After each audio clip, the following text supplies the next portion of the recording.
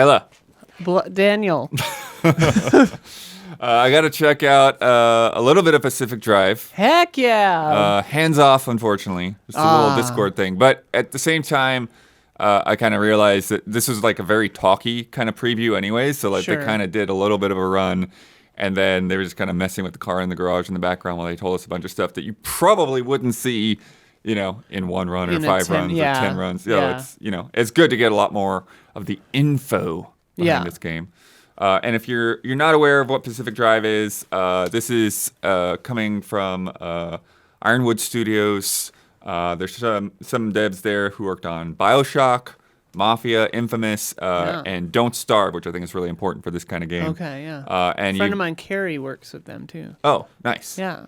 And so basically, it's in the Pacific Northwest, and you've got this station wagon that's kitted out like Back to the Future or Ghostbusters or something. Where you just got all these like instruments and crazy gadgets in there. And you're in what's called the Olympic Exclusion Zone. Okay. This walled off area full of quote unquote anomalies. Just like all this mysterious sci-fi stuff Area going on. X, got it. Yeah. Very Annihilation. And you're trying to, I guess, essentially get to the center and like figure out like the mystery of what's up to this place, what's up with your car, all of that kind of thing. It's coming to PC and PS5 sometime this year. 2023 is all they've got for a date right now. Shaping up to be one heck of a year here, Blood. Yeah. And they said that it's inspired by just like from their childhood, like driving around the Pacific Northwest in the station wagon, checking out abandoned buildings and stuff. Weirdly enough, I would do that with my mom too. We would go and look in abandoned buildings and go inside. Seems pretty dangerous in hindsight, but I loved it. Yeah. They also, I hope this makes it into like a dev diary or something, but they were talking about like they got an old station wagon and strapped a bunch of boom mics to it. Oh my god! And had to like explain themselves in certain small towns. Yeah, because boom mics look kind of like missiles or something. Yeah, that's so funny. So I'm curious to see more of that, and have them share those stories rather than me trying to awkwardly recount them. They say that there is a main story to follow the threads off, but but you can also play it as kind of like a systems based, like see how far you can get. Because it's roguelite? Sort of, yeah. So you kind of go out on runs and you kind of get more resources. And then you teleport back to the garage and kind of build up your car. And so it's a run light. Yeah. They had a cute word for it actually, but I don't remember what it was. It was like something about the station wagon or on the road or something. If I come across it, road-like maybe. I can't remember what it was. Road light maybe. Yeah, maybe. But that might have been somebody else too. Anyways, part of what's back there is the mystery of what makes the car so special. So it's like you learn about the car as well as the zone. There are side stories to find. There are cassettes that like actually have like songs on them. Like, fun! Like older songs from the Pacific Northwest. That's very cool. And then you talk with other characters over the radio, but you don't actually meet anyone in person. Right. So it's all kind of audio-based interactions with people. Cool radio stuff. The primary focus, though, they say, is your relationship with the car. Okay. And they're saying that with the instrumentation and everything, like first person is integral to that. Yeah. And so they're like really working to make sure that it's accessible, that like they're not making people nausea. Oh, of course, yeah. And all that kind of thing. Because you are stuck in cockpit view. There's no jumping out to third person and all that. Oh, I suppose in the car even when you're driving. Yeah. And then there's lots, like I said, there's lots of HUD and info inside the car. There's like a map inside of there. I saw like a barometric like pressure meter, barometric pressure, atmospheric pressure and stuff. Because there is like real-time weather systems and all that going on. Oh, cool. Like wind and rain to have to contend with. There's a detailed map that's in there to where you can kind of see where like different resource points are and like different buildings. There's this device in the passenger seat that's called the arc device, where you find these things called anchors and you put them in there and it like creates like this massive like energy wave, which you need to open portals. And that's kind of how your run ends, is it's sort of like you get one of these reactors and you open up a portal, and then it's like you've got like the battle royale style shrinking zone that you've got to race through to get to the portal before it starts doing damage to your car. That explains at the end of the trailer that I saw, the car is there and then like there's a little glitch and it disappears. Yeah. And I was like, oh, okay, what? Yeah, because so you kind of like open up. There's like this column of light. Sure, I saw that. Yeah, in the footage. Then if you fall, you can fall behind the ring or whatever, and you're taking more damage or whatever. But yeah, it's just like everything looks crazy. The sky is red. There's stuff blowing around. Yeah, it looks nuts. Yeah. Bloodworth, what's up with these mannequins standing in the road? That's one thing I don't know. That was not in there. Okay. But I think, they're talking about, like, anytime that you go into a zone, because you can go back into zones, like, you come into them from different angles. Okay. And there's a lot of, like, random elements and kind of modifiers applied to them. So it's not like you're doing the same thing over and over, and that's where, like, kind of like the, roguelite-esque elements go through. There's also, you kind of see in the garage, there's a map that has like all of these different nodes that kind of show you how the different zones connect. Oh, okay. Whereas in your car, you've got like a more detailed, like, okay, here's where the roads go by. And I'm not exactly sure like how the roads and the nodes like specifically connect to each other, whether you just like get off at an exit and it's like, okay, I'm not going to explore this area or exactly how that works. I wonder how big the game area is. They say that each one of the nodes is like I think like a square kilometer in size. Oh wow! So it's pretty big in terms of like if you want to explore especially everything. If there's more than one of those. Yeah. Yeah, and then when you're out there, your car does take damage. Yeah. You've got like a little welding torch to do some on-the-spot repairs. I saw like a metal cutting thing. Yeah.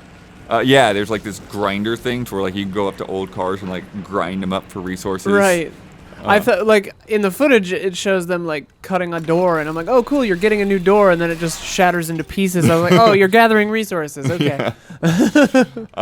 They do want the even though they want it to be accessible, they want the driving to feel kind of like representative and not like exactly sim-like, but like when you go off the road, you want it to feel different and harder to drive around. Yeah. And then when you upgrade your car to be able to go off-road, then it feels that's easier. Nice. And then you can also like feel the difference in like upgrading your engine and different parts like that. Yeah, this is definitely a game where the feel of the driving seems important. Yeah. They say that you can get flat tires or have tires taken off. A lot of tire repair in the trailer, yeah. But you can keep going. If you have like one flat, you can keep driving around. Okay. Just like real life. Yeah, and then there's 3 different biomes that kind of get weirder and weirder as you go on. They say that there are like places where there's like interiors of like larger facilities to drive around in, and then they're saying like longer trips can take you through like multiple maps, like multiple zones. Okay. Do you have a sense of how long each run is, or is it kind of more up to you, like whenever your car blows up or you I think open a portal, that's kind of up to you? I think they're not super long, because I want to say they ran through one in like 15 or 20 minutes. Okay. But that was just like an as an earlier example. One. You know? Yeah. So really you could probably take your time. And there are also shortcuts that open up. So as you get further into the map, you'll find like highways that somehow you want to unlock that take you back to the garage as well. So Returnal. Yeah, exactly. Okay. So it's like you rather than like having to go through all of that, it's right? Like, hop on the so highway. It's more like Returnal. Okay. Maybe. I mean, I theorize. I don't know. Yeah. And then, again, like with the things that randomize, like the hazards and stuff vary every time you go in there. There was wind squalls where it was literally like blowing the car away. It's like as you were outside, it's like, oh crap, there goes my car. While you weren't in it. Oh, okay, yeah.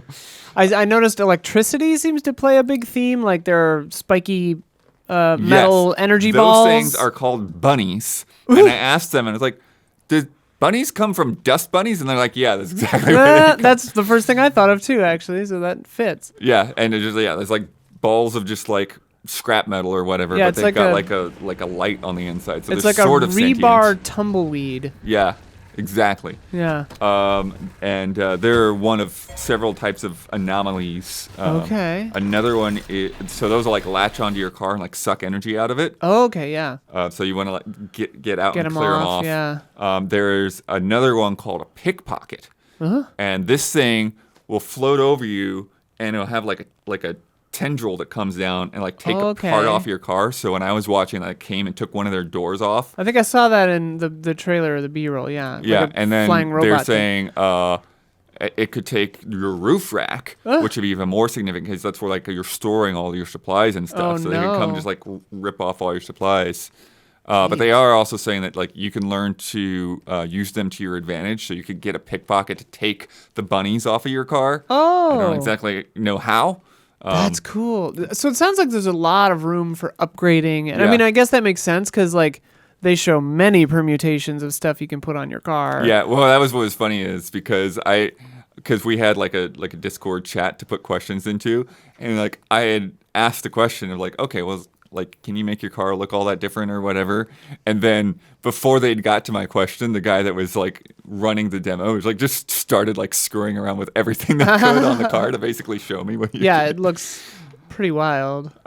There's also crawlers that dig underground and can kind of knock your car up. Okay, yeah. And then you can do like scans on the anomalies, kind of Metroid Prime style. Sure. So that you can kind of learn more about them, learn how to take advantage of them, learn kind of like how to spot them on the map so that you can avoid sections that they're in. But yeah, then when you go back to the garage, like there's just so much there, like you're saying, that you can do to kind of mess with your cars. Like, and you can do like cosmetic things, like you can change the paint and you can Yeah. put decals and stuff on there.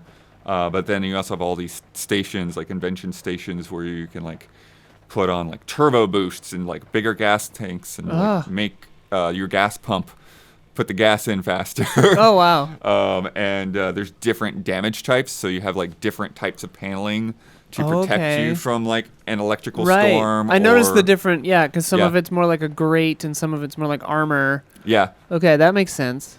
And then there's spare tires like we talked about. There's what they called high-tech tires, which I'm guessing maybe keep your tires from popping as easily or something. Anti-gravity tires. Yeah, and then you can take there's like a grinder in the garage so you can take parts off and grind them down for resources. They also have what's called a tinker station to identify quirks. Now, this is one of the crazy things with your car.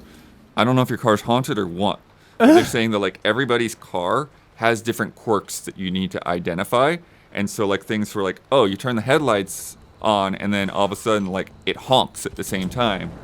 Or And that's just randomized per run or per game? Exactly. Or, okay. Yeah, and they're saying that like they're not necessarily bad or good, but they're all kind of They're just chaotic. weird. Yeah. I kind of love that. Yeah, so I can imagine it's like, oh, okay, you put your turn signal on and like the back door opens up and like, why does your car do Why does that? that happen? Use your blinkers. Damiani gets mad when people don't use their blinkers. Yeah.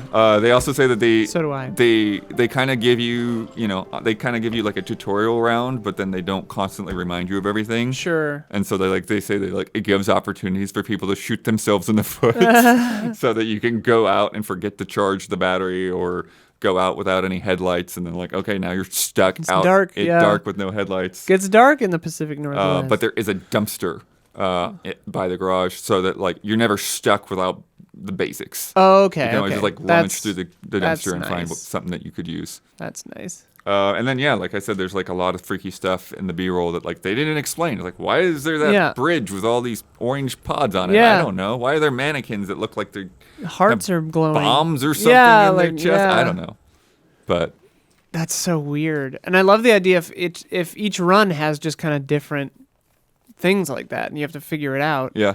That's cool. Man, I'm really excited for this game. I think it'll be fun. I hope Yeah. it'll be fun. Yeah, I feel it's like a perfect candidate for like kind of a longer term, like go back to it multiple times Yeah. kind of streaming thing. See Honestly, how long it takes to get you to the center, and then maybe like that's not sounds like maybe that's not even the end of it. Like yeah. taking different paths or learning different mysteries and that kind of thing. I got kind of Outer Wilds vibes, kind of, like, which for me is like the highest praise I could probably bestow. So I don't know. Hopefully, I'm not setting my expectations too high, but it looks really cool. Yeah, I'm looking forward to it too. And reminder that is just 2023. We don't know when, but there's a new trailer and stuff out, so you can check that out. Coming to PC and PS5. And thanks for watching this. We are Easy Allies. You can hit that like or subscribe button or ring the bell on YouTube to keep in touch with us. And if you like what we do, consider becoming a patron at patreon.com/easyallies, because everything that we do is funded by our viewers. Thanks. Bye.